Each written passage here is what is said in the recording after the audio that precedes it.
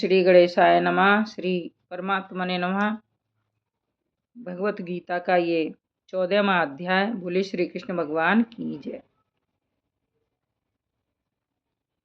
श्री भगवान बोले, ज्ञानों में भी अति उत्तम उस परम ज्ञान को मैं फिर कहूँगा जिसको जानकर सब मुनिजन इस संसार से मुक्त होकर परम सिद्धि को प्राप्त हो गए हैं। इस ज्ञान को आश्रय करके अर्थात धारण करके मेरे स्वरूप को प्राप्त हुए पुरुष सृष्टि के आदि में पुनः उत्पन्न नहीं होते और प्रलय काल में भी व्याकुल नहीं होते।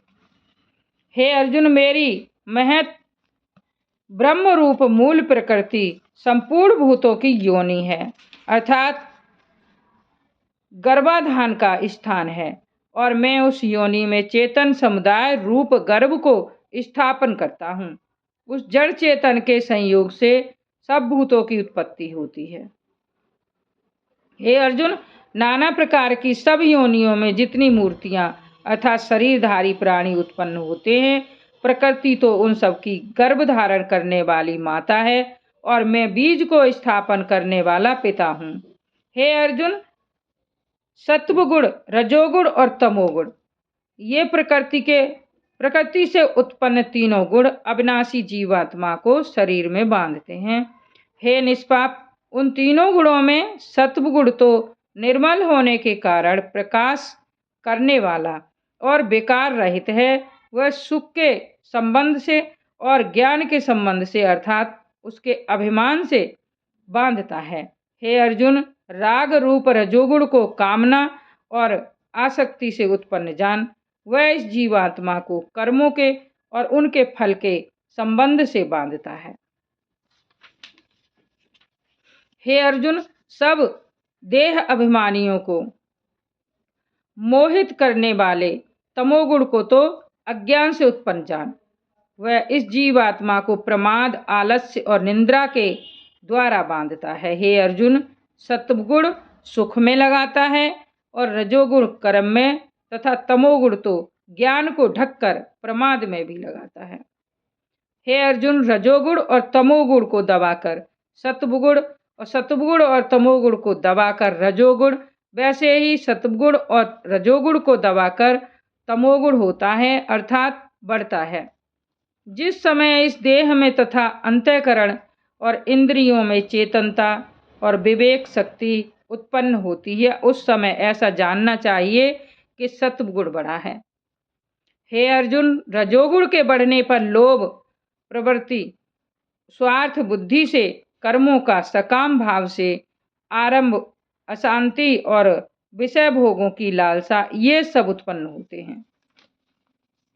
हे अर्जुन, तमोगुण के बढ़ने पर अंतःकरण और इंद्रियों में अप्रकाश, कर्तव्य कर्मों में अप्रवृत्ति और प्रमाद अर्थात व्यर्थ चेष्टा और निंद्रा आदि अंतःकरण की मोहिनी वृत्तियां ये सभी उत्पन्न होते हैं। जब यह मनुष्य सत्वगुण की वृद्धि में मृत्यु को प्राप्त होता है, तब तो उत्तम कर्म करने वालों के निर्मल दिव्य स्वर्ग आदि लोकों को प्राप्त होता है। रजोगुण के बढ़ने पर मृत्यु को प्राप्त होकर कर्मों की आसक्ति वाले मनुष्यों में उत्पन्न होता है तथा तमोगुण के बढ़ने पर मरा हुआ मनुष्य, कीट, पशु आदि मूढ़ योनियों में उत्पन्न होता है। श्रेष्ठ कर्म का तो सात्विक अर्थात सुख, ज्ञान और वैराग्य आदि निर्मल फल कहा है, और राजस कर्म का फल दुख एवं तामस कर्म का फल अज्ञान कहा है। सत्वगुण से ज्ञान उत्पन्न होता है और रजोगुण से निसंदेह लोभ तथा तमोगुण से प्रमाद और मोह उत्पन्न होते हैं और अज्ञान भी होता है।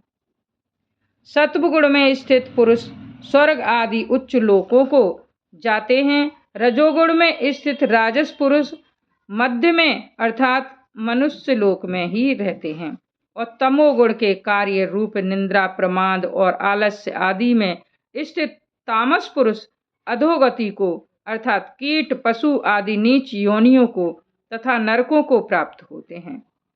जिस समय दृष्टा तीनों गुणों के अतिरिक्त अन्य किसी को करता नहीं देखता और तीनों गुणों से अत्यंत परे सच्चिदानंद घन स्वरूप मुझ परमात्मा को तत्व से जानता है, उस समय वह मेरे स्वरूप को प्राप्त होता है। यह पुरुष शरीर की उत्पत्ति के कारण रूप इन तीनों गुणों को उल्लंघन करके जन्म, मृत्यु, वृद्धावस्था और सब प्रकार के दुखों से मुक्त हुआ परमानंद को प्राप्त होता है। अर्जुन बोले, इन तीनों गुणों से अतीत पुरुष किन किन लक्षणों से युक्त होता है और किस प्रकार के आचरणों वाला होता है, तथा हे प्रभु, मनुष्य किस उपाय से इन तीनों गुणों से अतीत होता है। श्री भगवान बोले, हे अर्जुन, जो पुरुष सत्वगुण के कार्य रूप प्रकाश को और रजोगुण के कार्य रूप प्रवृत्ति को तथा तमोगुण के कार्य रूप मोह को भी न तो प्रवृत्त होने पर उनसे द्वेष करता है और न निवृत्त होने पर उनकी आकांक्षा ही करता है, जो साक्षी के सदृश स्थित हुआ गुणों के द्वारा विचलित नहीं किया जा सकता और गुण ही गुणों में बरतते हैं, ऐसा समझता हुआ जो सच्चिदानंद घन परमात्मा में एक ही भाव से स्थिर रहता है एवं उस स्थिति से कभी विचलित नहीं होता, जो निरंतर आत्म भाव में स्थित दुख सुख को समान समझने वाला मिट्टी पत्थर, स्वर्ण में समान भाव वाला ज्ञानी, प्रिय और अप्रिय को एक सा मानने वाला और अपनी निंदा स्तुति में भी समान भाव वाला है, जो मान और अपमान में सम है, मित्र और बैरी के पक्ष में भी सम है एवं संपूर्ण आरंभों में कर्तापन के अभिमान से रहित है, वह पुरुष गुणातीत कहा जाता है। और जो पुरुष अव्यभिचारिणी भक्ति योग के द्वारा मुझको निरंतर भजता है, वह भी इन तीनों गुणों को भली भांति लांघकर सच्चिदानंद घन ब्रह्म को प्राप्त होने के लिए योग्य बन जाता है, क्योंकि उस अविनाशी पर ब्रह्म का और अमृत का तथा नित्य धर्म का और अखंड एक रस आनंद का आश्रय मैं हूँ। इस श्रीमद् भगवद गीता रूपी उपनिषद ब्रह्म विद्या तथा योग शास्त्र विषयक श्री कृष्ण और अर्जुन के संवाद में गुणत्रिय विभाग योग नामक 14वां अध्याय। बोले श्री कृष्ण भगवान की जय। श्री कृष्ण गोविंद हरे मुरारे, हे नाथ नारायण वासुदेवा, हे नाथ नारायण वासुदेवा, हे नाथ नारायण वासुदेवा। राधा कृष्ण गोविंद हरे मुरारे, हे नाथ नारायण वासुदेवा।